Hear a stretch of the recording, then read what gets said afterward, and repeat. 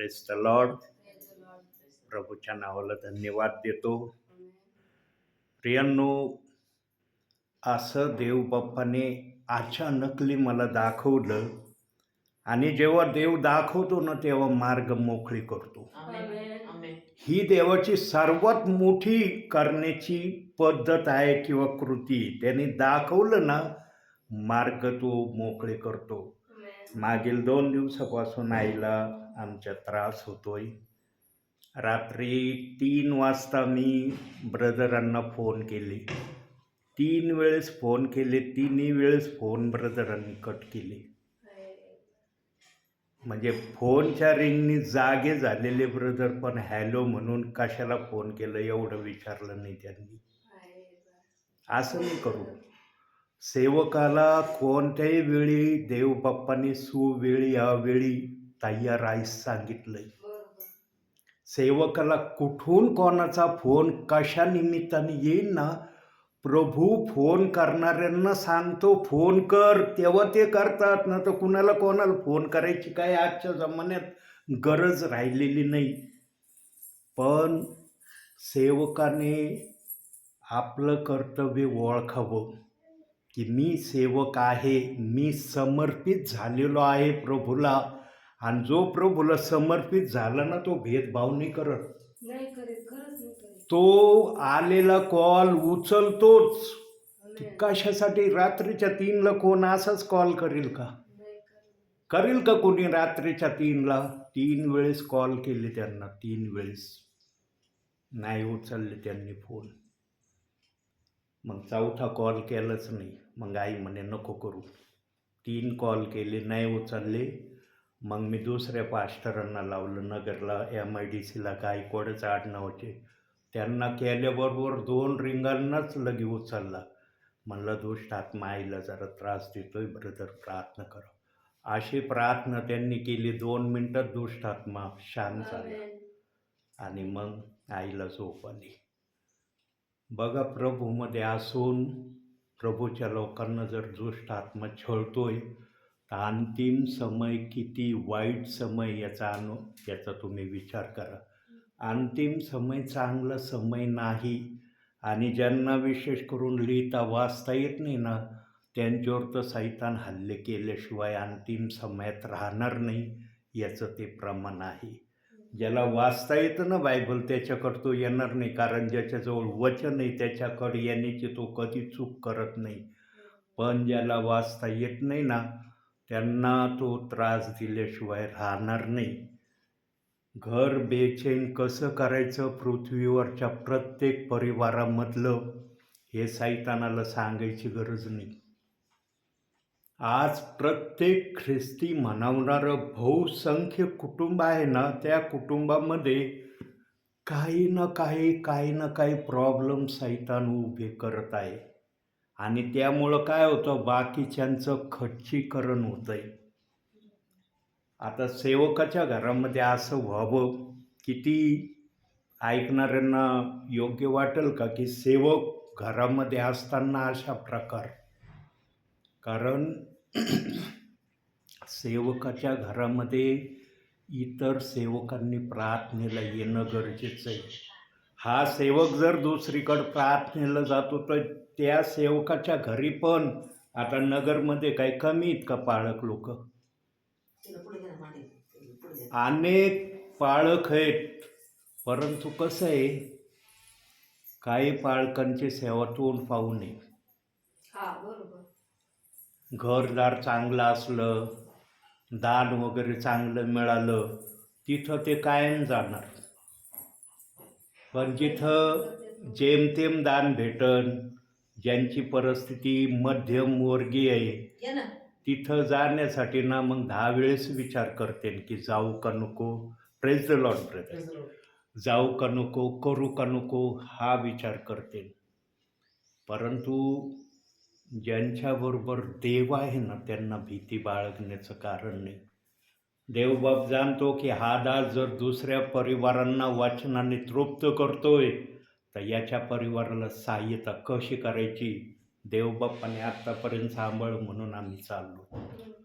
प्रियांनो, प्रार्थनेमध्ये आठवण ठेवणं, प्रार्थना करणं हे आजच्या समयाची विश्वासणाऱ्यांची फार मोठी आवश्यकता आणि गरज आहे. बघा, माझ्या जागेवर दुसरा सेवक जर असता, त्याला जर देवबाप्पाने प्रार्थनेला बसण्यापूर्वी दाखवलं असतं, 2 रात्री मला झोप नाही येईल, तो म्हणला असता, प्रभू मी नंतर जाईन, सध्या वातावरण घरातलं चांगलं नाही. आईला नुसता शब्द टाकला, आई हसत म्हणली जा म्हणे प्रार्थनेला, पण अंधार पाडण्याच्या आत घरी ये म्हणे. तो घरात नसला ना मला बिलकुल बेचैनपणा येतो. म्हणलं मी 6च्या आत घरी येतो, म्हणलं तिथं प्रेयर झाली ना नीट घरी येतो, कोणत्याच घरी मी प्रार्थनेला वळणार नाही. आणि आई म्हणे जा म्हणे, देवबाप तुला आशीर्वाद देव, जे पण घर दाखवलंय त्या परिवारामध्ये देवबाप तुला मदत करू. आईला मी सांगितलं नाही मी कोणत्या गावाला चाललोय, कोणत्या परिवारात चाललोय, फक्त म्हणलं मला दूर प्रार्थनेला चाललो. आई म्हणे गावाचं नाव सांग, म्हणलं गावाचं नाव नाही सांगणार, कारण देवबाप जे मला ठिकाण दाखवतो ना ते देवामध्ये माझ्यामध्ये मी ठेवतो, कुणाला मी सांगत नाही. आणि देवबाप्पाने याच करारावर मला सेवा करायला सांगितली, मी सांगन तिथं गपचूप जायचं. अब्रामाला पण देवाने जेव्हा हाक मारली तेव्हा तो काय म्हणला, प्रभू तू सांगशील त्या वाटेने मी जायला तयार आहे. आपली पत्नी साराला म्हणला, सारा चल आपल्याला निघायचंय. लगेच लोट त्याचा पुतण्या तो म्हणला मला पण यायचंय.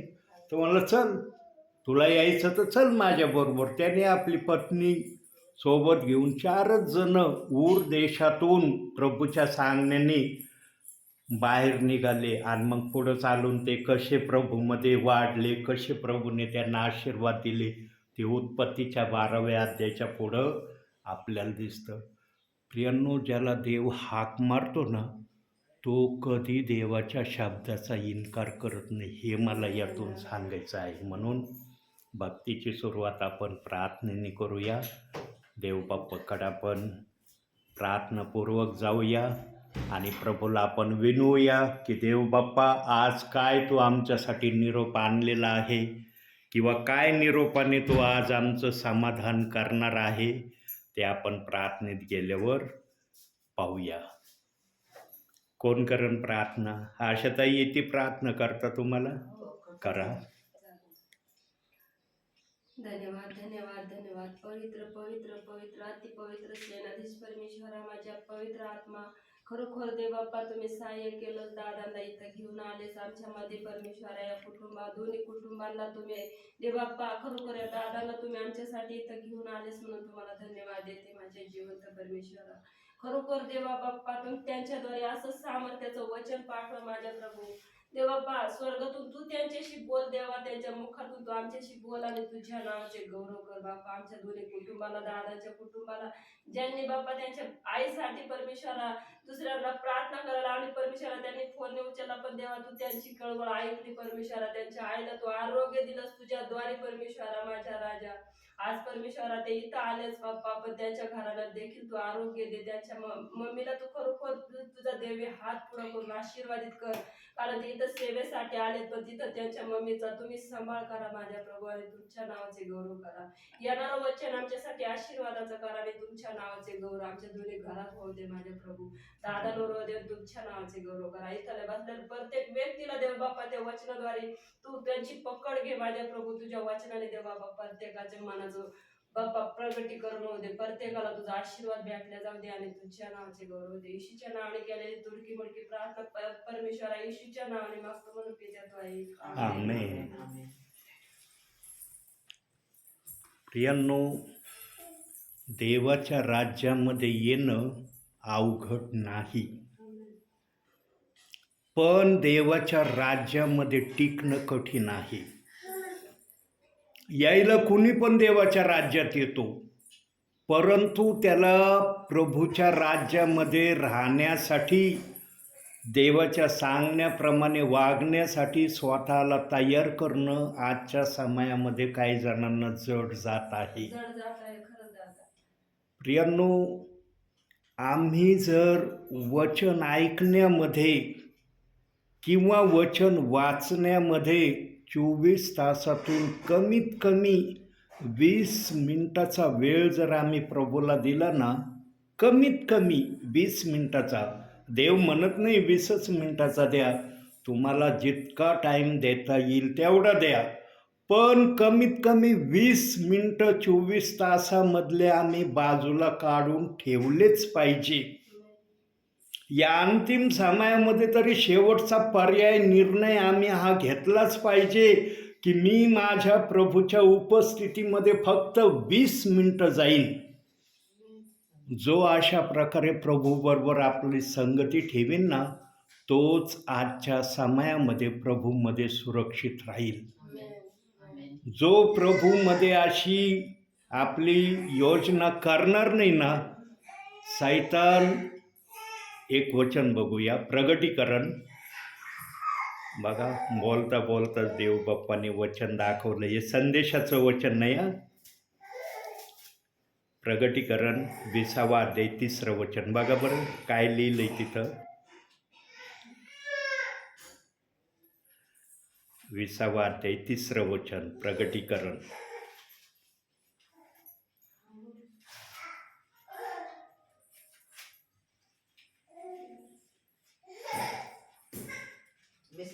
वचन 3रं. आणि ती 1000 वर्षे पूर्ण होईपर्यंत त्याने राष्ट्रांस आणखी ठकवू नये म्हणून वरून बंद करून त्यावर शिक्का मारला. त्यानंतर त्याला थोडा वेळ सोडले पाहिजे. त्यानंतर त्याला थोडा वेळ सोडलं पाहिजे. कुणाला सोडलं पाहिजे? सैतानाला सोडलंय आमच्या प्रभूंनी. बंद अशा अंधाऱ्या कोठडीमध्ये सैतान 1000 वर्ष बंद होता, जिथं अंधाराशिवाय दुसरं काहीच त्याच्या दृष्टीला पडत नव्हतं. अशा मोठ्या घरामध्ये सैतानाला डांबून ठेवलं होतं. पण आमचा प्रभू, ज्याला शासन होणार आहे, जो शासनासाठी राखून ठेवलाय, त्याच्यावर सुद्धा दया करणारा आमचा प्रभू आहे. प्रभूंनी त्याला सोडे म्हणून आज जगामध्ये एवढ्या हालचाली चालल्यात. आज निरनिराळ्या क्षेत्रामध्ये आहे का आजच्या समयामध्ये कुठं चांगलं काय ऐकायला मिळतंय का? काही चांगल्या घटना दिसतात का? आज जिकडं पाहावं तिकडं बॅड न्यूज आहे. बॅड न्यूज शिवाय दुसरी गुड न्यूज येते काय ऐकायला? आणि आम्ही जे प्रभूचे आहोत, आमच्यासाठी तर नेहमी सैतान गरजणाऱ्या सिंहासारखे संकट आणण्यासाठी तत्पर तयार आहे. पण देवाचा आत्मा आमच्या बरोबर आहे की त्याच्या ह्या योजना काही अंशी आमचा देवबाप सफल होऊ देत नाही. पण आज ख्रिस्ती मनवणाऱ्या विश्वासणाऱ्यांना पण त्रास आहे. काही जण त्रास सांगतात, काही जण त्रास सांगत नाही. त्रास सांगितलं तर म्हणतो ना, अरे बघा ना, प्रभूचे लोक असून यांना त्रास होतोय, मग त्यांच्यापेक्षा आम्ही बरे ना. प्रभूचे नसताना आम्ही सुरक्षित आहे, ते प्रभूचे असताना सुरक्षित नाही. म्हणून काही जण सांगत नाही, काही जण सांगतात. पण जे सांगतात ना, ते देवबाप्पाला फार आवडतात. नीतिसूत्रे 28:13 प्रमाणे देवबाप त्या विश्वासणाऱ्यांना भरपुरीचे आशीर्वाद देण्याची त्याची तयारी आहे. पण जो मनामध्ये ठेवतो ना, देवबाप त्याला योग्य समयाला विचारतो, तू मनात का ठेवलं? तुला सांगायची भीती का वाटत होती? मी तुझ्या बरोबर असताना तुला भीती का वाटली? इस्रायली लोकांचंच असं झालं. मोशे त्यांच्या बरोबर असतानाही त्यांनी परमेश्वराचं ऐकलं नाही. तो मोशे परमेश्वराकडून आलेला निरूपच इस्रायली लोकांना सांगायचा. मरीबा या ठिकाणी त्यांनी तेच सांगितलं. हर क्षेत्रामध्ये तो परमेश्वर जे त्याला सांगायचा ते लोकांना सांगायचा. पण इस्रायली लोक हावरे स्वभावाचे होते. त्यांना वाटायचं बोललं की लगेच झालं पाहिजे. इकडं शब्द पडतोय ना पडतोय लगेच ती प्रक्रिया झाली पाहिजे, असं मन इस्रायली लोकांनी आपल्या मनात ठेवलं, म्हणून त्यांचं कनान देशापर्यंत जाणं झालं नाही. न तर ज्या देवाने त्यांना कनान देशात जाण्यासाठी मिस्रातून बाहेर काढलं होतं, देवबाप त्यांना कनान देशात नेऊ शकत नव्हता का? धीर असणं मनुष्यामध्ये फार महत्वाची बात आहे. योबासारखा धीर कोणाचाच नाहीये आणि कुणी धरू पण शकणार नाही. देवाला पण हे चांगल्या प्रकारे कळतं. योबासारखा धीर आजच्या पिढीतल्या कोणत्याही विश्वासणाऱ्याजवळ, सेवकाजवळ नाही राहिलेला. पण आम्ही धीराच्या मार्गाने चालू तो शकतो ना. संयमाने आम्ही स्वतःला सहन करण्याच्या प्रक्रियेमध्ये तर ठेवू शकतो ना. प्रियांनो, देवाचं ऐकणं म्हणजे देवाच्या संगतीत राहणं आहे. देवाचं जर आम्ही ऐकत नाही तर आम्ही देवाच्या संगतीत आहो याचं काय प्रमाण नाही. म्हणून आजचं बघा संदेशाचं वचन, स्तोत्रसंहिता हे संदेशाचं वचन आहे. आजचं 27वा अध्याय 14वं वचन.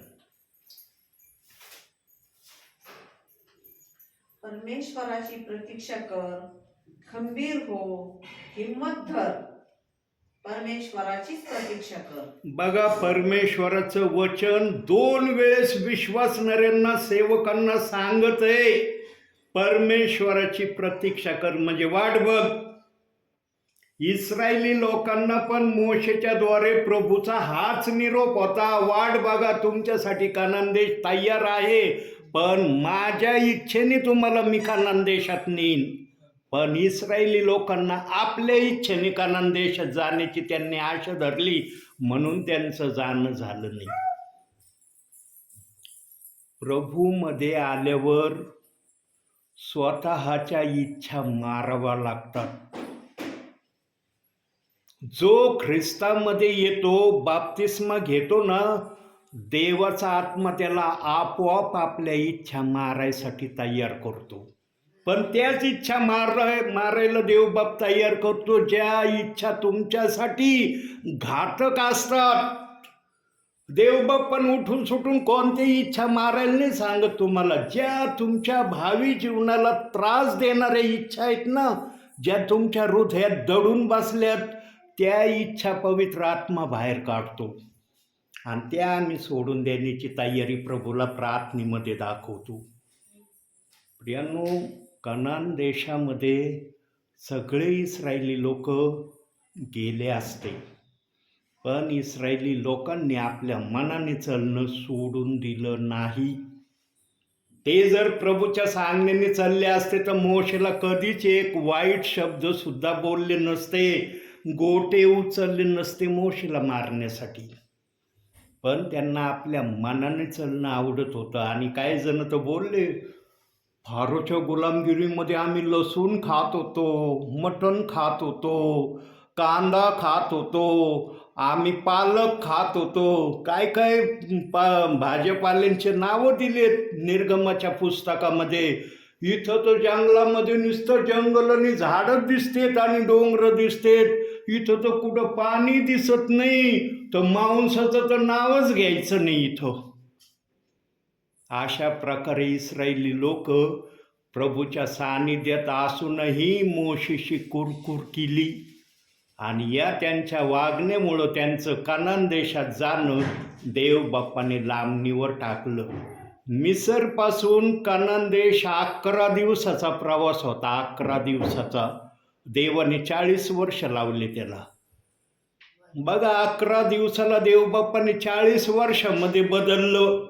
किती इस्रायली लोक प्रभू परमेश्वराच्या विरोधात वागणारे होते हे त्या 40 वर्षातून सिद्ध होतं. पण त्याच 6 लाखामध्ये 2 जण असे होते, ते धीराने, नेटाने आणि प्रतीक्षेने देवाच्या सांगण्याप्रमाणे करीत होते. 2 जण असे प्रभूला त्यामध्ये दिसले. बघूया ते 2 जण कोण आहेत. अनुवादाचं पुस्तक 1 अध्याय, त्या 2 जणांचे नावं बघू आपण आता. 34 पासून 38 वचन वाचा. 1 अध्याय 34 ते 38. इस्रायल लोकांस परमेश्वराने केलेली शिक्षा.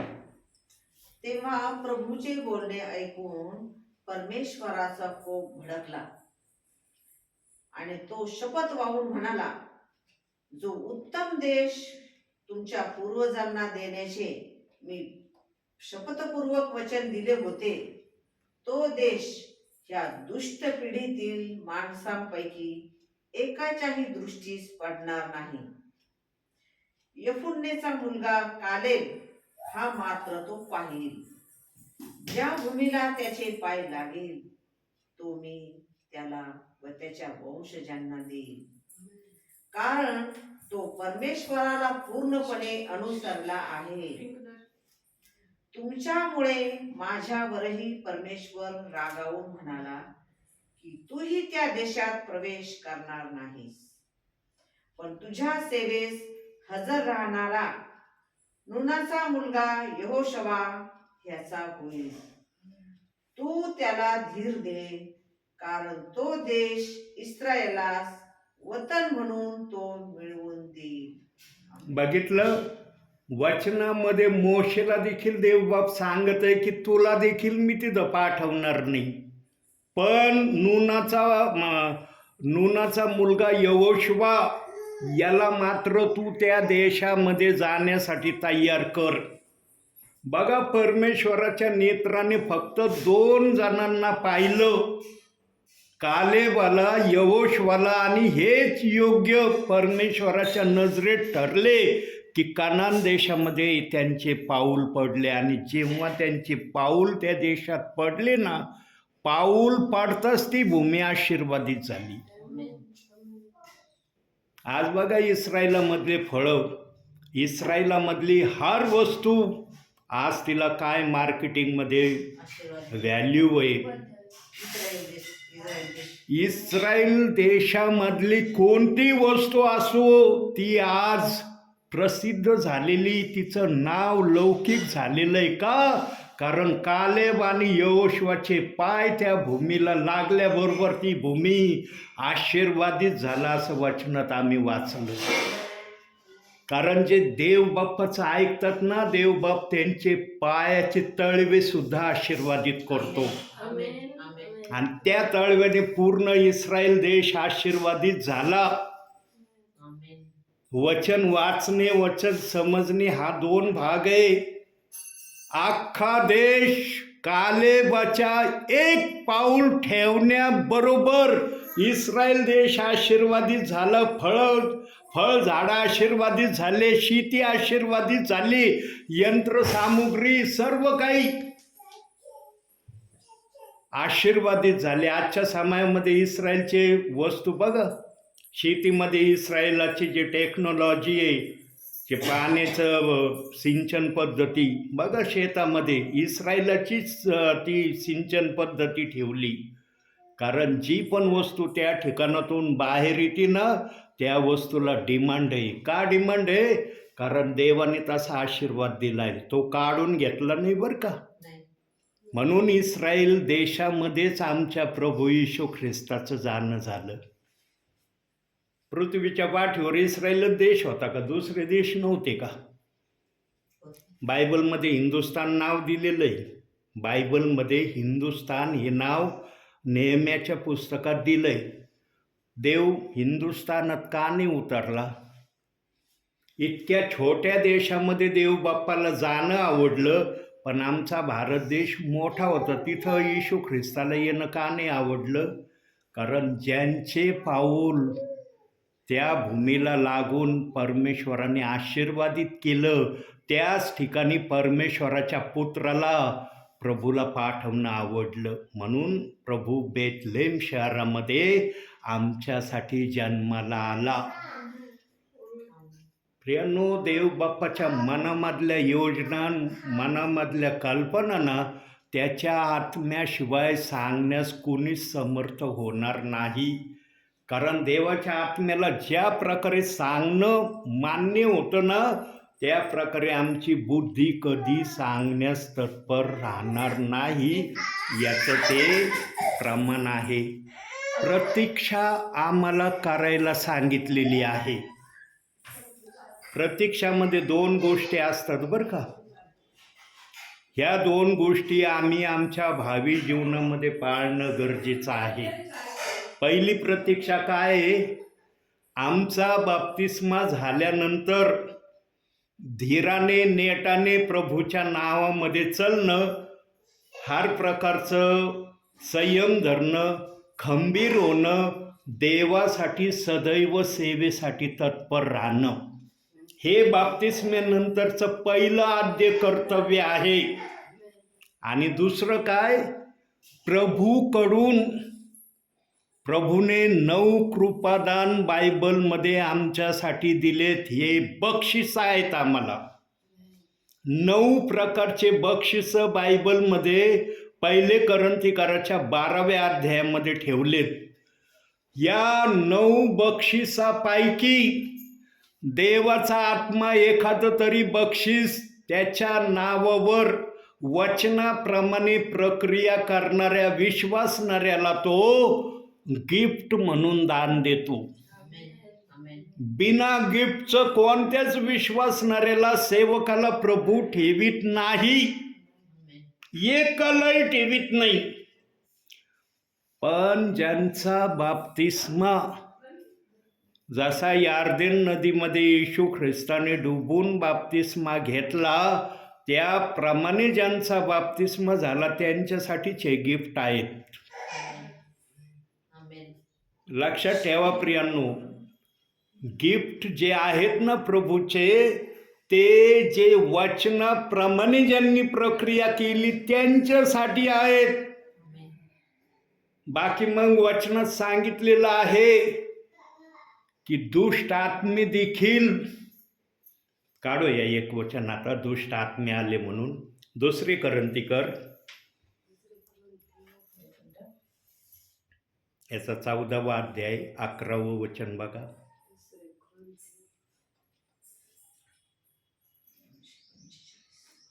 2 कोरिन्थीकराचं पत्र 11वा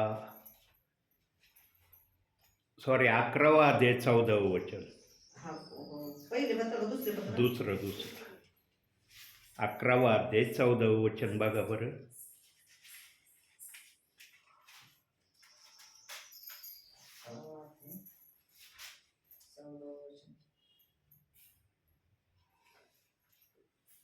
ह्यात आश्चर्य वाटण्यासारखे काही नाही, कारण सैतानही स्वतः तेजस्वी देवदूतांचे सोंग घेतो. प्रियांनो, सैतानाचं देवदूताचं सोंग घेणं हे उघड होतं, ते ओपन केलं जातं. ते मनुष्याला जरी साध्य नाही झालं ना, देवबाप ओपन करतो. पण देवाकडून गिफ्ट आलेलं, याच्यातून विश्वासणाऱ्यांना आशीर्वाद प्रदान होतो. आता बघा, मला जर गिफ्ट आहे, मला संदेश देण्याचं गिफ्ट आहे, देवाने मला ठेवलंय का शांत? राहतो का मी शांत? पाहिलं ना कोणत्या गावात आलोय लगबगीने, इतका मागं व्याप आहे, पण त्या सगळ्या व्यापाला मागं टाकून दिलंय मी प्रभूच्या नावाने. म्हणलं प्रभू, हे व्याप तुझ्यापेक्षा मोठा नाहीये, या व्यापाला तू कंट्रोल कर, मी तुझ्या सेवेमध्ये हजर होतो. देव बाप्पाला आम्ही चांगल्या प्रकारे आवडणाऱ्या शब्दात जर आम्ही वर्तन ठेवलं ना, देवबाप कुठली अडचण उभी राहू देत नाही. आमच्या आईचं हृदय परिवर्तन केलं. आई मला हसत म्हणली, जा सेवेला, पण अंधार होण्याच्या आत घरी ये, कारण तू घरामध्ये असणं गरजेचं आहे. म्हटलं मी पण अंधार पाडण्याच्या आत घरात येतो. प्रियांनो, देवापासून आलेलं गिफ्ट हे ज्याला गिफ्ट मिळतं त्याला आशीर्वादित करतं आणि इतरांना पण आशीर्वादित करतं. पण सैतानाचं सोंग असलेलं जे असतं ना, त्याच्यामध्ये आशीर्वाद नसतो. आणि ही कृपादान प्रगटीकरणाच्या दानामध्ये दिलेलं आहे. 9 कृपादानाच्या याच्यामध्ये प्रगटीकरणाचं एक दान आहे. म्हणजे एखाद्याला ओळखण्याचं की याचा स्वभाव कसा आहे, हा प्रभूमध्ये कसा वाढणार आहे किंवा हा प्रभूमध्ये काय करणार आहे, ती सांगण्याची कृपा काही जणांना देवबाप्पाने प्रदान केली. पण काही जण विनाकारण खोटंच सांगण्यामध्ये तत्पर होतात. प्रियांनो, ज्याला जे दान असेल ना, ते दान प्रभूकडलं असलं ना तेव्हाच लक्षात येतं. पण तुमच्या मनाचं असलं ना, ते साध्य होत नाही. मग लोक म्हणतात खोटं बोलतात हे प्रभूमध्ये राहून.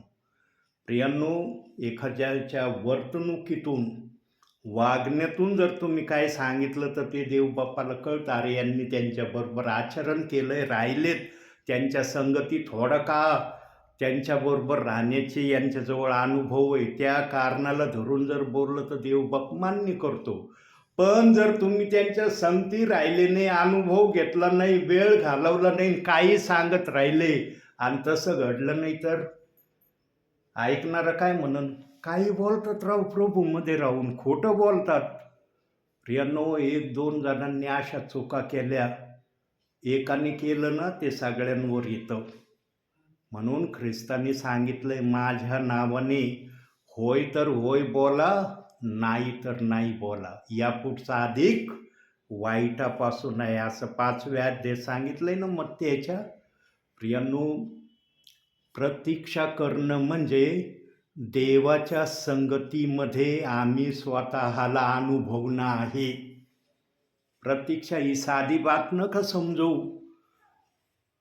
नेटाने धीराने बाप्तिस्मा घेणाऱ्या व्यक्तीने हर गोष्टीची प्रतीक्षा करणं गरजेचं आहे. आणि दुसरी गोष्ट, प्रभूकडून जे गिफ्ट दान आहे त्याला आत्मसात करणं. देवबाप ते दान देतो बरं का. ज्याला मिळतात ना त्याला कळतं मला दान भेटलंय, आणि ज्याला भेटतं ना तो शांत बसत नाही. ते दान त्याला ते करण्यासाठी प्रोत्साहित करतच. बघा, आता ज्यांना चिन्ह चमत्कार करण्याचं दान आहे, तो सेवक कधीच एका जागेवर बसणार नाही. लांब लांबच्या गावाला जाणार, UPला जाणार, दिल्लीला जाणार, बिहारला जाणार, मध्य प्रदेशला जाणार, कोणते गावं, तामिळनाडू, जे पण गावं भारतामध्ये सगळीकडे जाऊन येणार. का? कारण चिन्ह चमत्काराच्या द्वारे देवबाप त्याला दूरदूरच्या गावापर्यंत लोकांची ओळख करून देतो. तो घरामध्ये बसतो का दान घेऊन? प्रियांनो, तसं तुम्हाला पण येणाऱ्या दिवसामध्ये देवबाप गिफ्ट देणार आहे. तुमच्यासाठी 2 गिफ्टाची देवबाप्पाने माझ्या मुखातून कबुली प्रगट केली. अनुभव घेऊन बघा देवबाप ते गिफ्ट तुम्हाला केव्हा देतोय. आणि ते गिफ्ट तुमच्या बाप्तिस्म्याचं प्रमाण आहे. जे देवाला समर्पित होतात, देवबाप त्यांना पण काहीतरी देण्याची प्रक्रिया ठेवतं. त्याची ती प्रक्रिया तुमच्या जीवनामध्ये येणाऱ्या दिवसामध्ये तुम्हाला अनुभवास मिळणार आहे. आणखी एक वचनाकडे जाऊ आपण. अनुवादाचंच पुस्तक काढूया. 5वाच अध्याय 32वं वचन. बघा तिथं काय म्हणतोय प्रभू.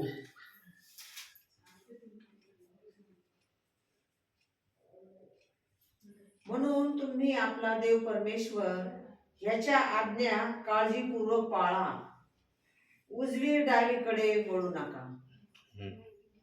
अजून पूर्ण करा ते वचन.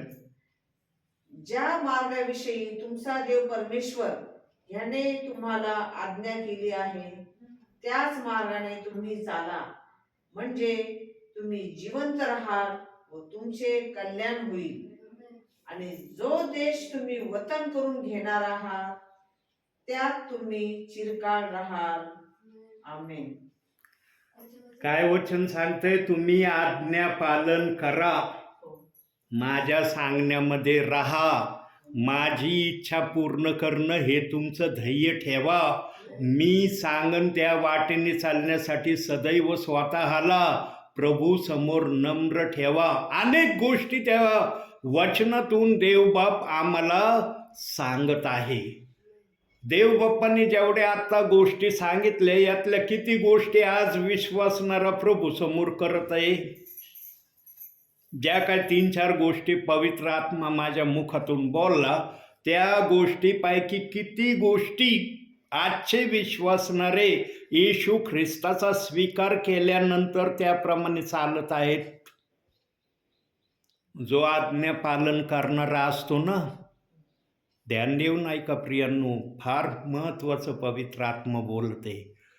जो आज्ञा पालन करणारा आहे तो सर्वात प्रथम बायबल वाचन करतो.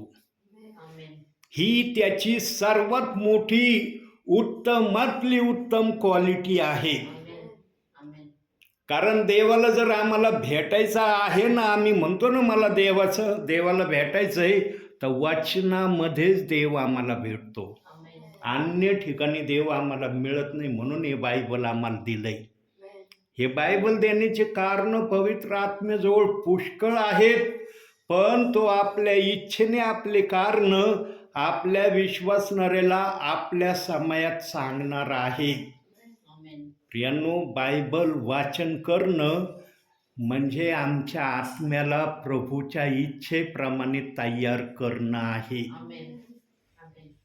बायबल वाचन साधारण नाही. काही जणांना न वाटतं जाऊ दे, नाही बायबल वाचलं तर काय होतं.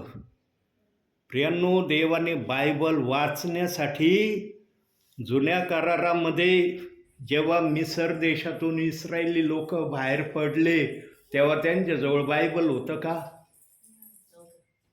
होतं का बायबल? मोशेच्या हातात बघितलं का आम्ही बायबल? मोशेने बायबल घेतलंय, वाचन केलंय. त्या काळामध्ये बायबल नव्हतं, पण त्यानंतरच्या नियमशास्त्राचा ग्रंथ संपल्यानंतर बायबल त्या समाजातल्या संदेष्टांकडं विश्वासणाऱ्यांकडं आलं. कारण दानिएलाच्या पुस्तकामध्ये जर दानिएल स्वतः बोलत आहे, सांगत आहे, तर दानिएला जवळ बायबल होतं. त्यांनी लिखाण केलंय. येशूच्या येण्याच्या भविष्यवाणीचं 70 सप्तकामध्ये त्यांनी सांगितलंय की येशू ख्रिस्ताच्या या 70 सप्तकामध्ये येणं होणार आहे. 69 सप्तक पूर्ण झालेत. शेवटच्या सप्तकामध्ये आम्ही सध्या आहोत आणि या सप्तकामध्ये हे 70वं सप्तक चाललेलं आहे. याच्यामध्येच आमचा प्रभू आम्हाला घेऊन जाण्यासाठी येणार आहे. हे जर दानिएलाने सांगितलंय, दानिएलाला कुठून मिळालं? त्याच्याजवळ होतं म्हणून त्याला ते सांगता आलं. त्याने भविष्यवाणी केली, ती लिखाणामध्ये आमच्यासमोर आलेली आहे. प्रियांनो, नियमशास्त्राच्या ग्रंथामध्ये मोशेने जो नियमशास्त्र बनवलं होतं त्या नियमशास्त्राला शास्त्री, सदुकी, परुषी आणि याजक नेहमी धरून चाललेले होते. ते नियमशास्त्राच्या बाहेर येशू ख्रिस्ताला बोलत होते का? येशूला काय म्हणायचे? आम्हाला मोशेने जे सांगितलंय तेच आम्ही करतो, तू जे सांगतो ते आम्ही मानित नाही. त्याने कधीच विश्वास ठेवला नाही हा देवाचा पुत्र आहे म्हणून. ते काय म्हणायचे? अरे योसेपाचा मारियाचा मुलगा आहे, सुताराचा मुलगा आहे हा. त्यांनी कधीच आत्मसात नाही केलं की हा देवाचा पुत्र आहे म्हणून. त्यांचं नेहमी येशू ख्रिस्ताकडे पाहणं या दृष्टिकोनातून होतं. सुताराचा मुलगा आहे, योसेफ आणि मारियाचा मुलगा आहे. आणि या गोष्टीमुळं त्यांना प्रभू कोण आहे, येशू काय आहे हे त्यांनी समजून घेतलं नाही. आणि त्यांनी शब्बाताला सर्वात मोठी जागा दिली. शब्बाताच्या दिवशीच येशू ख्रिस्त मोठे चमत्कार करीत होता. बघा तुम्ही 4 शुभ वर्तमानामध्ये हे 4 पंथीय लोक नेहमी येशू ख्रिस्ताला बोलत होते, अरे आठवड्याचे 7 दिवस आहे, 6 दिवस तू काय नाही करत, पण जेव्हा शब्बात येतो त्याच दिवशी तू काहीतरी मोठा चमत्कार करतो. 12 वर्षाची रक्तस्रावी स्त्री ती तिच्या तुझ्या गोंड्याला स्पर्श करताच बरी झाली, शब्बतीच्याच दिवशी का झाली बरी? बाकी दिवशी का बरी नाही झाली ती? 38 वर्षाची कुबडी स्त्री, ती पण टाट उभी तू केली, शब्बताच्याच दिवशी केली. व्यभिचारी स्त्री, तिला पण तू व्यभिचारातून मुक्त केलं, शब्बताच्याच दिवशी मुक्त केलं. 38 वर्षाच्या पंगू व्यक्तीला पण तू शब्बतेच्या दिवशी आपली बाज घेऊन चालायला लावलं. ह्या तक्रारी होत्या या चारपंथीय लोकांच्या येशू ख्रिस्ताकडं. मग येशू ख्रिस्त पण त्यांचं ऐकून शांत नव्हता बसत. तो म्हणायचा, शब्बाताचा धनी मी आहे. शब्बात मनुष्यासाठी नाही, मनुष्य शब्बातासाठी आहे. आणि तो जे अर्थ सांगायचा त्या अर्थाला हे चारपंथीय लोक म्हणायचे, मोशेने आम्हाला असं शिक्षण दिलेलं नाही. शब्बात फक्त एक दिवस आहे, तो 7 दिवस शब्बात म्हणतो ना, हे आम्ही मान्य करत नाही. प्रियांनो, येशूने जे पण शिक्षण दिलं ना, त्या शिक्षणामध्ये कुठलं किंतु परंतु नव्हतं. परंतु त्यांच्यामध्ये जो आत्मा कार्यरत होता ना, तो आत्मा येशू ख्रिस्ताच्या आत्म्याच्या विरोधात चालणारा होता. म्हणून ते येशू ख्रिस्ताचा नेहमी विरोध करत होते. ते मानित नव्हते की येशू ख्रिस्त जे करतोय ते योग्य करतोय. म्हणून प्रियांनो, प्रतीक्षेमध्ये राहणं आणि प्रतीक्षेमध्ये चालणं या 2 प्रक्रिया जो ख्रिस्तामध्ये राहून करील त्यालाच प्रभूमध्ये टिकता येईल आणि तोच प्रभूच्या स्वर्ग म्हटलेल्या ठिकाणापर्यंत जाण्यासाठी रेडी राहील. किती जणांना जाण्याची इच्छा आहे स्वर्गामध्ये? सर्वांनाच आहे. मला पण जायचं आहे बाबा स्वर्गात. मी कशाला मागं राहू? तुम्ही जर चालले तर मी काय मागं राहू का? मला पण तुमच्या बरोबरच यायचं आहे स्वर्गामध्ये. पण आम्हाला वचनाला धरून वचनाप्रमाणे चलून आम्हाला प्रभूला हे दाखवायचं आहे की तू मला जर आपल्या राज्यात घ्यायचं ठरवलंय तर तुझ्या निर्णयाला जे तुझ्या मनात आहे ते करण्यासाठी मी तयार आहे. काही जण फोन एकमेकाचा उचलीत नाही. साधा फोन केला तर उचलीत नाही. सांगा प्रियांनो, जे एकमेकाचा फोन उचलीत नाही ते कितपत देवाच्या सांगण्याप्रमाणे चाललेत? अहो, सुईच्या टोका एवढी जरी गोष्ट असली ना, ती देवाची एक आज्ञा आहे. काय जण फोन नाही उचललं काय होतं, हे काय लय मोठं, काय मोठं पाप नाही. कुणी पण कोणाला फोन करतो ना, काही कारणासाठी करतो. विनाकारण कुणीच कोणाला फोन करत नाही. कुणाला आपल्या फोनचं बॅलन्स व्यर्थ खर्च करणं आवडत नाही. प्रियांनो, सेवकाचं सर्वात पहिलं आद्य कर्तव्य हे आहे, कुणाचाही फोन येऊ कमीत कमी उचला तुम्ही, ऐका त्यांनी कशासाठी फोन केलाय. जो सेवक आहे ना, तोड पाहून फोन उचलतो ना, त्या सेवकाला देवबाप चांगल्या प्रकारे लक्षात ठेवतो. पण देवबाप त्याला संधी देतो सुधारण्याची, की तू असं वागतो ना, हे वागणं तुझं योग्य नाही, या वागण्याला तू चेंज कर. म्हणून देवबाप त्याला समय देतो. गिफ्ट आलं ना प्रियांनो, त्याला सांभाळणं गरजेचं आहे. ते जसं न सांगता येतं ना, तसं न सांगता निघून पण जातं. आलेलं कळतं, पण गेलेलं ना, जेव्हा आमच्याकडून प्रक्रिया होत नाही तेव्हा कळतं सेवकाला, अरे पूर्वी व्हायचं आता नाही होऊ राहिलं, पहिले चमत्कार होत होते आता का नाही होऊ राहिले. सेवकाच्या लक्षात येतं, अरे काहीतरी माझ्यामध्ये गडबडी निर्माण झाली. प्रियांनो, जोपर्यंत गिफ्ट आहे तोपर्यंत सेवा आहे. गिफ्ट नाही ना, तुमची सेवा नाही. तुम्हाला ताण लागली ताई, तुम्ही कोणत्या विहिरीकडे जाता? भरलेले विहिरीकडे जातान का रिकाम्या जातान? रिकाम्या का नाही जाणार? ती पण तर विहीरच आहे ना. सेवकांचं पण असंच आहे. ज्या सेवकाजवळ प्रभूचा आत्मा आहे, चिन्ह चमत्कार आहे, तिथंच विश्वासी जाईन ना. त्यांनाच फोन करीन ना. कोणता पण विश्वासणारा सेवक, यांच्या प्रार्थनेने काहीतरी होतं. ज्यांच्या प्रार्थनेने काय होत नाही त्यांना करीन का फोन? सांगा. इथून आहे देवाच्या सेवकाला प्रभूच्या सांगण्याप्रमाणे वागण्याची तयारी. पण काही जण या तयारीला तोंड पाहून प्रक्रियेमध्ये त्यांनी कन्वर्ट केलंय. कधी तोंड पाहून सेवा करू नका. कधी कोणाचं स्टेटस पाहून सेवेला जाण्याची इच्छा धरू नका. झोपडीमध्ये जाऊन सेवा करण्याची तयारी ठेवा. झोपडीमध्ये.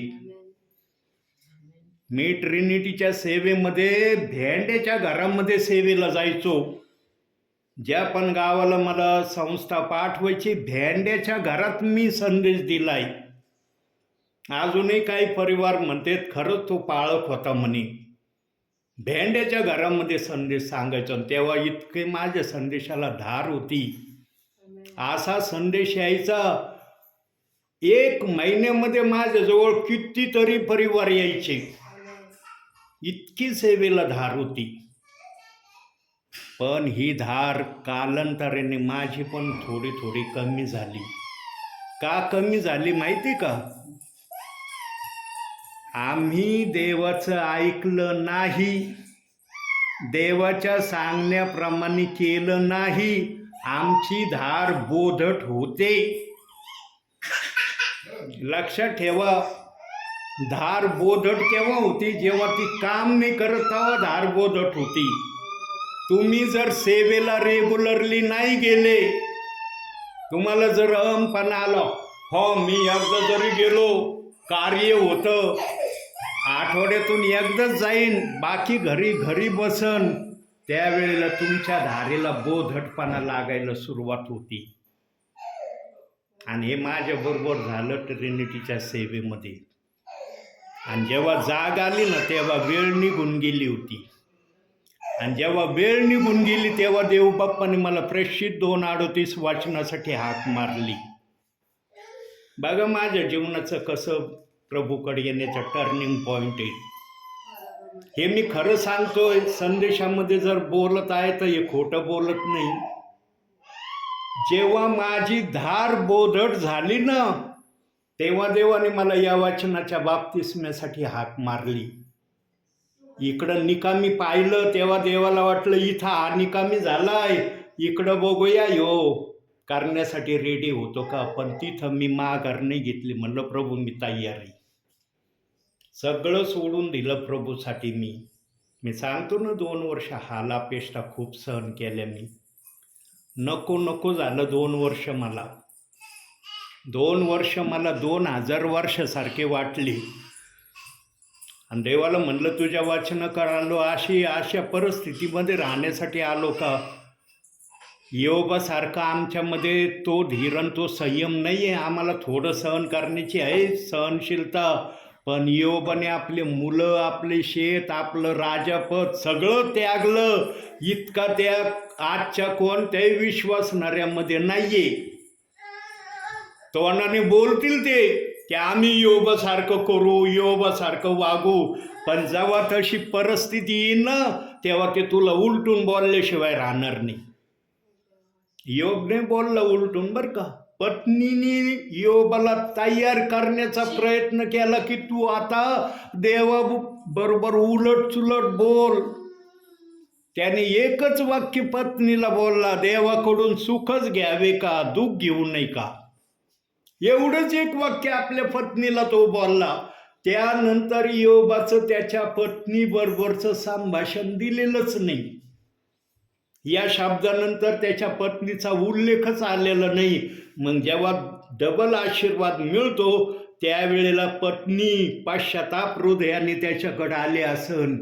कारण गेलेलं जेव्हा आलं तेव्हा कळलं असन तिला, अरे माझ्या नवऱ्याला सगळं मिळालं, धावत पळत आले असन. त्याचं वर्णन केलेलं नाही बायबलमध्ये. योबाला नंतर 3 कन्या झाल्या. त्या कुठून झाल्या?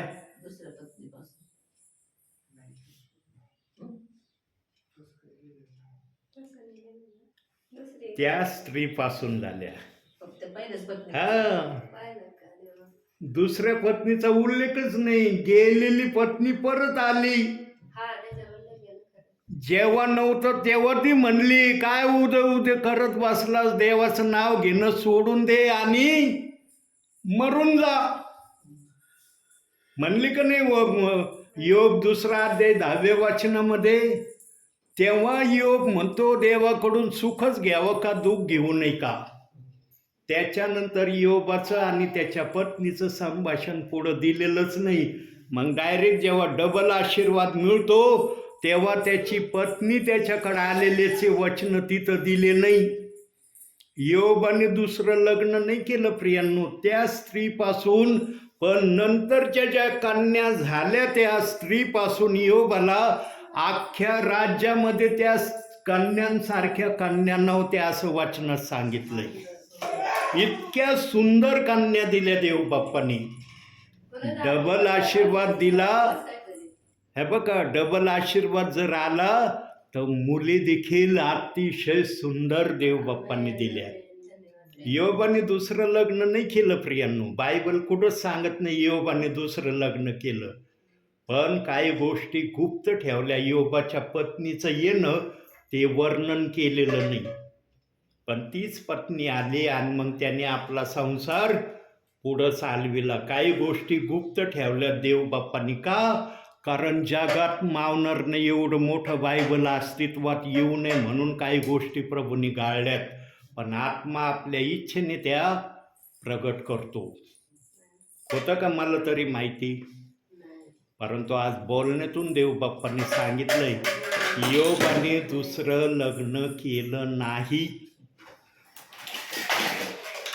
वचनामध्ये जर पुरावा नाही न दिला तर देवबाप आपल्या इच्छेने तो पुरावा सांगतो. तीच पत्नी त्याच्याकडे परत आली. मग एखाद्या जोडप्याचं जर भांडण झालं, पत्नी रागाने आपल्या माहेरी गेली, येत नाही का परत? केव्हाही ती त्यांची पत्नी त्यांच्याकडं जेव्हा पती सुधारलेला दिसतो, घर नीटनेटकं झालेलं दिसतं तेव्हाच येते ना. बिघडलेल्या अवस्थेमध्ये येते का पत्नी? तसंच योबाचं झालं. जेव्हा योबाचं गेलं तेव्हा पत्नी गेली, पण जेव्हा योबाचं आलं तेव्हा पत्नी पण आली. आणि मग त्याचं आयुष्य पहिल्यापेक्षा 4 पटीने देवबाप्पाने वाढवलं. 4 पिढ्यापर्यंत योबाने त्याचे नाते पोटे जे काय असतील ते पाहिले.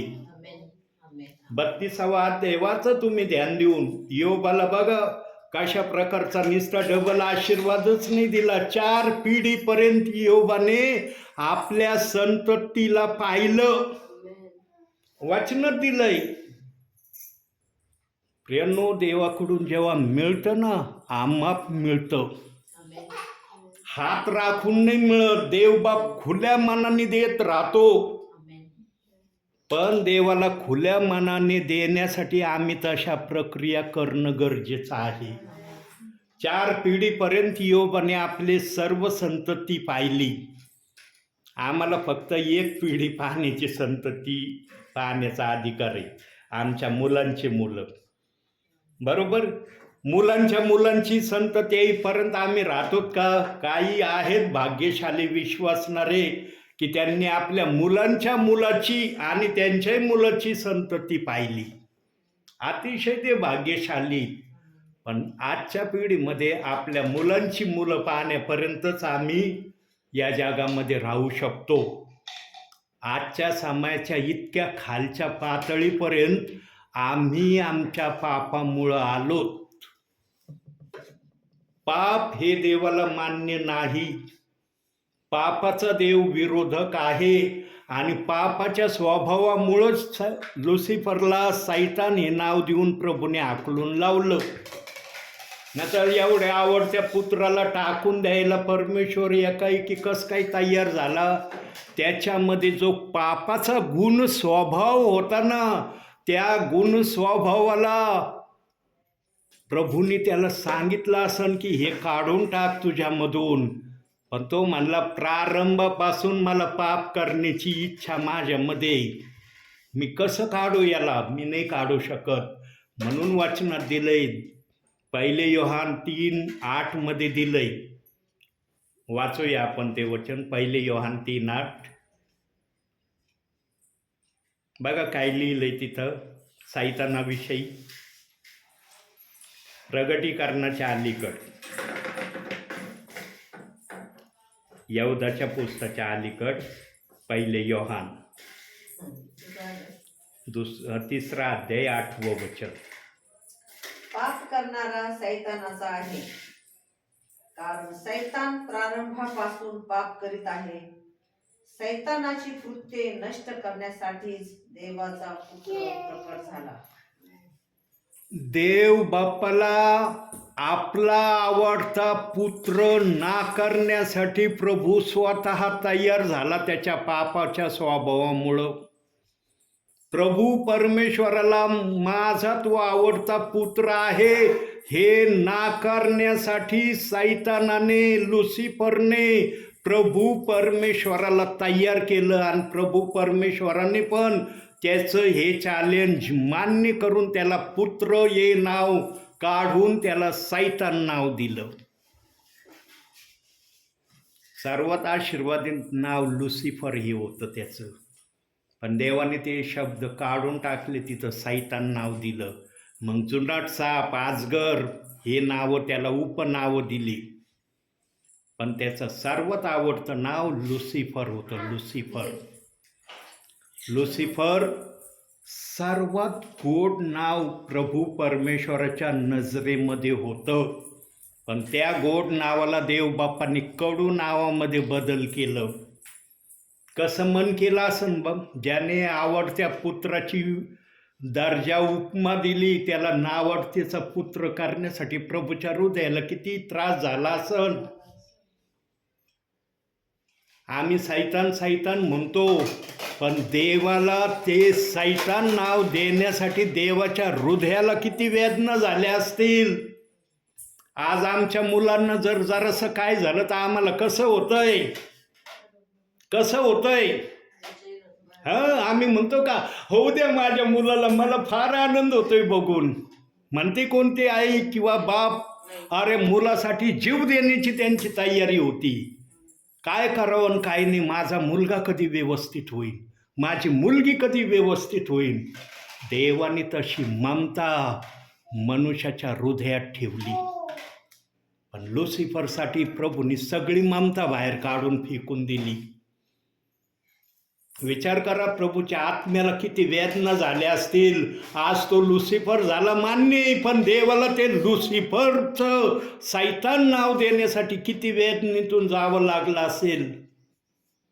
ज्यांनी घडवलं ना त्याला या गोष्टी समजतात. प्रियांनो, तुम्ही आम्हाला फक्त अरे प्रभू म्हणलं तो सैतान आहे, आम्ही सैतान म्हणून मोकळे होतो. पण प्रभूला सैतान नाव देण्यासाठी किती यातनेतून जावं लागलं असेल. स्वर्गामध्ये भरपूर याला संधी दिली लुसिफरला सुधारण्याची. अरे परमेश्वरानेचा हट्ट सोडून दे, सगळं तुला देतो. तो म्हणला मला हेच पाहिजे. परमेश्वराचं नावाशिवाय मी दुसरं नाव तुझ्या मुखातून ऐकायची तयारीच ठेवत नाही. इतका वेळ त्याला दिला आणि त्या वेळेमध्ये त्याने कोट्यावधी स्वर्गदूताला आपल्या मेजॉरिटीसाठी बाजूंनी उभं केलं. मी जर म्हणलं ना परमेश्वर होण्यास योग्य आहे, सगळ्यांनी हात वर करायचा, हो योग्य आहे हा लुसिफर नाही, परमेश्वर होण्यास योग्य आहे. असे त्याने षडयंत्र स्वर्गामध्ये उभं केलं. आणि जेव्हा प्रभूने पाहिलं की याने फार मोठी माझ्या विरुद्ध योजना उभी केली, तेव्हा प्रभू मजबूर झाला, आता तुला मला पुत्र म्हणण्याच्या लायकीचा तू राहिलेला नाही. तेव्हा त्याला लुसिफरचं सैतान करून खाली दिलं पाठवून. खाली आल्यावर काय झालंय माहिती आहे ना, तुम्हा आम्हाला नीट नाही राहू दिलं. त्यांनी दिलं का राहू? 1000 वर्षासाठी आलेले आम्हाला 7000 वर्षामध्ये राहण्यासाठी त्यांनी भाग पाडलं. सैतान वरही नीट राहिलं नाही, सैतान खाली पण नीट राहिलं नाही, याचं ते प्रमाण आहे. म्हणून देवाने आम्हाला हे पवित्र शास्त्र यासाठी दिलंय की सैतानाची हरकत आम्ही ओळखावी आणि सैतानाच्या योजनेच्या विरोधात आम्ही तयार व्हावं. म्हणून पवित्र शास्त्र वाचायला सांगितलंय. किती जण शास्त्र वाचतात? मी वाचते घरी बसले असते बाप्पा वाचते. सर्वात उत्तम शास्त्र वाचन कोणतं आहे माहिती का? झोपेतून उठल्याबरोबर. सर्वात उत्तम शास्त्र वाचन. तुम्हाला जर खरे देवाचे आशीर्वाद ग्रहण करायचे असतील ना, झोपेतून उठल्यावर तुम्ही एक वचन वाचा. बघा तुमच्या मनाला कसं आनंद मिळतो. कोणत्याही पुस्तकाला वाचा, पण झोपेतून उठल्याबरोबर एक वचन वाचा, एक पॅरेग्राफ वाचा, एक अध्याय वाचा. बघा आनंद काय. प्रियांनो, अनुभव घेतल्याशिवाय ख्रिस्त किती चांगला आहे ना कळत नाही. बोलण्यातून देवबाप प्रगट नाही होत, कृतीतून देवबाप प्रगट होतो. झोपेतून उठल्याबरोबर शास्त्र वाचणं सर्वांना शक्य होत नाही. निरनिराळी कारण आहेत प्रत्येकाजवळ. नाही ना, मला झोपेतून उठल्यावर असं आहे, माझ्या मागं तसं आहे. अरे सगळं बाजूला राहू दे, ते देवाने मागच लावलंय. प्रथम देवाचं गौरव कर वचन वाचून, मग देवबाप तुझ्या कामामध्ये तुला सहाय्य करील. करीत नाहीत आज काही जण. त्यांना वाटतं सगळं झाल्यावर मग देवबाप्पाचं वचन वाचू आपण. सगळं नीटनेटकं झालं ना मग देवबाप्पाची आठवण येते. सर्वात पहिलं देवबाप्पाला उंच करणं सर्वांना शक्य नाही. देवाने ना सर्वात पहिलं माझं गौरव करावं, मला उंच करावं याची अपेक्षा केलेली. आणि ही प्रक्रिया फक्त अब्रामाने आपल्या जीवनात पूर्ण केली. अब्राम नेहमी खालच्या पातळीला राहिला. परमेश्वराने त्याची परीक्षा घेतली. काय परीक्षा घेतली? 12 वर्षाचा त्याचा मुलगा असताना म्हणला, जा मोरिया पर्वतावर त्याचं अर्पण कर. दुसरा बाप जर असता म्हणला असता, लाडा नवसाचा एकच मुलगा मला दिला आणि त्याला पण डोंगरावर जाऊन अर्पण कर म्हणायला मला सांगतोस, मग मला मुलगाच कशाला दिला? म्हणले असते का नसते? अब्राम काय नाही म्हणला. भल्या पहाटे उठला, गाढवीवर सर्व सामान लादलं, मुलाला घेतलं, मुलाच्या डोक्यात आलं. चालता चालता मुलगा म्हणला, बाबा आपण तर अर्पणाचं सगळं घेतलंय, पण अर्पण कशाचं करायचंय? अर्पणासाठी तर काहीच घेतलं नाही. होला घेतला नाही, पारवा घेतला नाही, बोकुड घेतलं नाही, काहीच नाही आपल्याबरोबर. अर्पण कशाचं करायचं? बापाच्या जड हृदयाने मुलाला उत्तर दिलं असेल, परमेश्वर अर्पणाचं पाहून घेईल. अर्पणाचं जे आहे तो मला सांगन. अर्पणावर सरपण हे ते ठेवलं, त्याच्यावर मुलाला ठेवलं, त्याला रश्मीने बांधला असन. आग्नी लावणार, लगेच प्रभूचा आवाज आला, अब्रामा अब्रामा. सुरा उचलला आणि त्याच्यावर मारणार. लगेच शब्द आला, त्याच्यावर वार करू नको. झाडाच्या पाठीमागं बघ, एक अडका झाडामध्ये शिंग अटकलेला दिसला, त्याला तुझ्या मुलाच्या जागेवर ठेव. म्हणून अब्रामाच्या विश्वासासारखा विश्वास कोणाचा नाही. म्हणून जुन्या करारात, नवीन करारात अब्रामाच्या विश्वासाचा उल्लेख आलाय. इब्री कराच्या 4थ्या अध्यायामध्ये सुद्धा आलाय.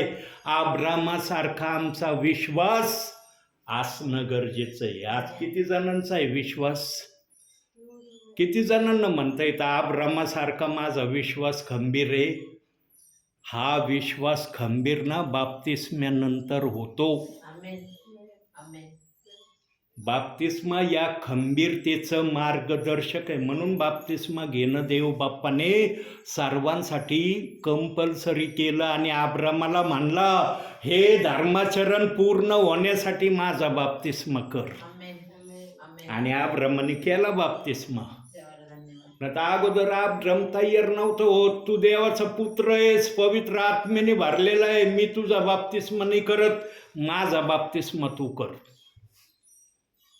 प्रियानो, बायबलचं वचन बायबलच्या आत्म्याशिवाय सांगता येत नाही, हे मला तुम्हाला सांगायचं आहे. आजचं वचन आलंय, प्रतीक्षा कर, खंबीर हो, हिम्मत धर, प्रतीक्षा कर. प्रियानो, ख्रिस्तामध्ये जर चालायचंय, स्वर्गामध्ये जर जाण्याची इच्छा आहे, तर प्रतीक्षेशिवाय आम्हाला दुसरा उपाय नाही. म्हणून आजच्या या छोट्याशा संदेशातून देवबाप तुम्हाला आणि मला भरपूर आणि भरपूर आशीर्वाद देऊ. आमेन. डोळे बंद करा. काही सेकंद आपण शांत राहूया प्रियांनो. मग आपण प्रार्थना करणार आहोत.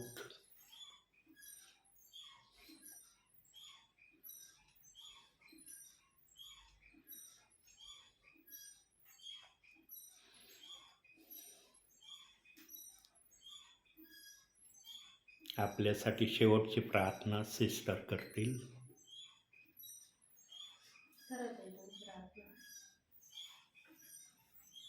Hallelujah, hallelujah, hallelujah.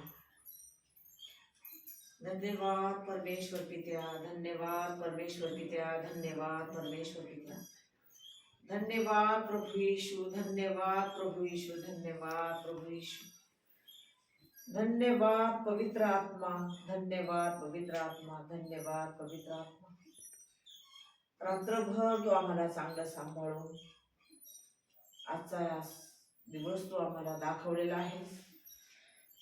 हा दिवस तू आमच्या आयुष्याला जोडलेला आहे देव बापा. आम्ही तुझे मनापासून आभार मानतो, तुला धन्यवाद देतो, तुझे उपकार स्तुती करतो बापा. हे दयाळू बापा, हे सर्व समर्थ परमेश्वरा प्रभू येशू पवित्र आत्मा, या दासाद्वारे तू आम्हाला तुझ्या वचनाची महती कळवली आहे दयाळू बापा. हे सर्व समर्थ प्रभू राजा, या वचनाद्वारे तू आमच्या बरोबर बोललेला आहेस. तू त्यांना आमचं घर दाखवलेलं आहेस आज सकाळी. हे दयाळू बाप्पा, तू आमच्यावर किती प्रेम करतोस हे तू आम्हाला पुन्हा पुन्हा दाखवतोस. असाच तुझ्या कृपेचा आशीर्वाद आमच्या सर्वांवर असू दे. या दासांचा प्रवास तू आशीर्वादित केलेला आहेस. जाण्याचा प्रवास सुद्धा तू आशीर्वादित कर दयाळू बाप्पा. त्यांची सेवा तू आशीर्वादित कर, त्यांची सेवा तू वाढव बापा. त्यांच्या कुटुंबामध्ये त्यांच्यामध्ये काय समस्या आहेत राजा, हे तुला सांगण्या अगोदर तुला माहित आहे बापा. या परिस्थितीमध्ये ती तुझी सेवा करतात. तुझ्या वचनाचा मानना तो लांब लांब गावोगावी जाऊन तुझा वचनाचा मानना तो विश्वासणाऱ्यांना देतात बापा. हे दयाळू बापा, त्यांच्यावर तुझा भरपूर आशीर्वाद पाठव. त्यांचा येण्या जाण्याचा प्रवास तू आशीर्वादित कर बापा. त्यांची सेवा तू आशीर्वादित कर. त्यांच्या सर्व मनोकामना आणि इच्छा पूर्ण कर बापा. तू जे ते कोठे जातील त्या लोकांना सुद्धा तू आशीर्वादित कर बापा. त्यांचा विश्वास वाढव. हे सर्व समर्थ प्रभू राजा, मोरेताईच्या कुटुंबाचा सुद्धा तू ताबा घेतलेला आहेस. त्यांची परिस्थिती तू पाहतोस बापा. या कठीण परिस्थितीमध्ये सुद्धा ते तुझ्यावर विश्वास ठेवतात. सतत आणि सतत तुझा कृपा आशीर्वाद त्यांच्या कुटुंबावर असू दे. त्यांच्या कुटुंबाच्या प्रत्येकाचा तू ताबा घे राजा. हे सर्व समर्थ प्रभू राजा, त्यांच्या तेला मिठाला त्यांच्या कष्टाला तू आशीर्वादित कर. त्यांचे 2 मुलं, मिस्टर, त्यांचे नातेवाईक सर्वांना तू आशीर्वादित कर बापा. हे सर्व समर्थ प्रभू राजा, त्यांना तू जाणतोस बापा. सदैव तू त्यांचा सांगाती हो. तसेच आमच्या कुटुंबाचा सुद्धा तू ताबा घेतलेला आहेस. सदैव तू आमच्या बरोबर आहेस बापा. नेहमी आम्ही तुझ्या मार्गाने, तुझ्या वचनाप्रमाणे चालण्याचा प्रयत्न करतो, तरी शेवटी आम्ही मानव प्राणी आहोत बापा. तू खुश राहावा म्हणून आम्ही काहीही करायला तयार असतो बापा. हे दयाळ बापा, तू आमच्या पापांकडे पाहू नकोस, तर आमच्या पश्चातापी अंतःकरणाकडे पहा आणि सदैव आम्हाला तुझ्या सानिध्यात ठेव दयाळ बापा. आमच्या गरजा, प्रार्थना, इच्छा आणि विनंत्या आम्ही प्रभू येशूच्या नावाने तुझ्या पवित्र चरणी ठेवलेल्या आहेत बापा.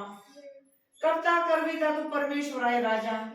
अशक्य कोटीतील गोष्टी शक्य करणारा तू आमचा देव आहेस.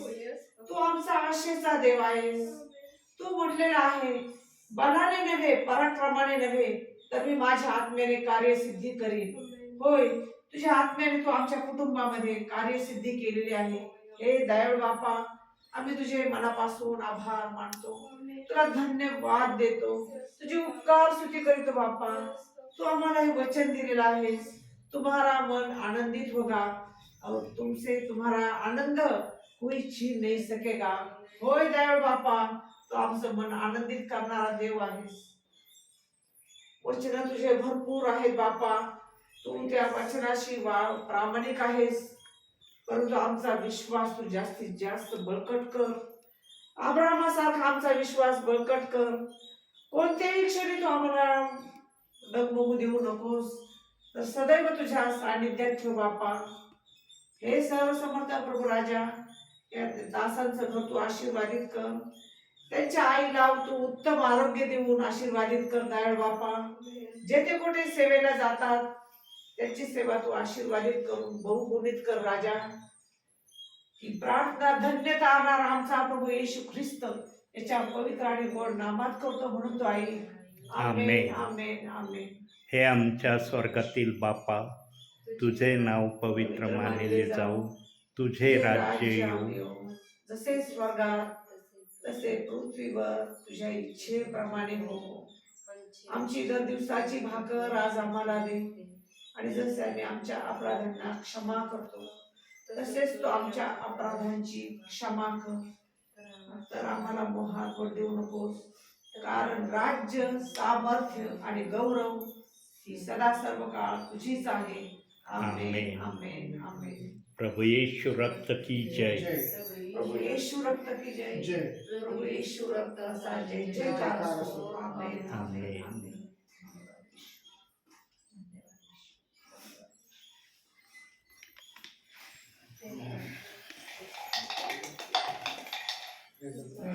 Praise the Lord. Praise the Lord. Praise the Lord. Praise the Lord.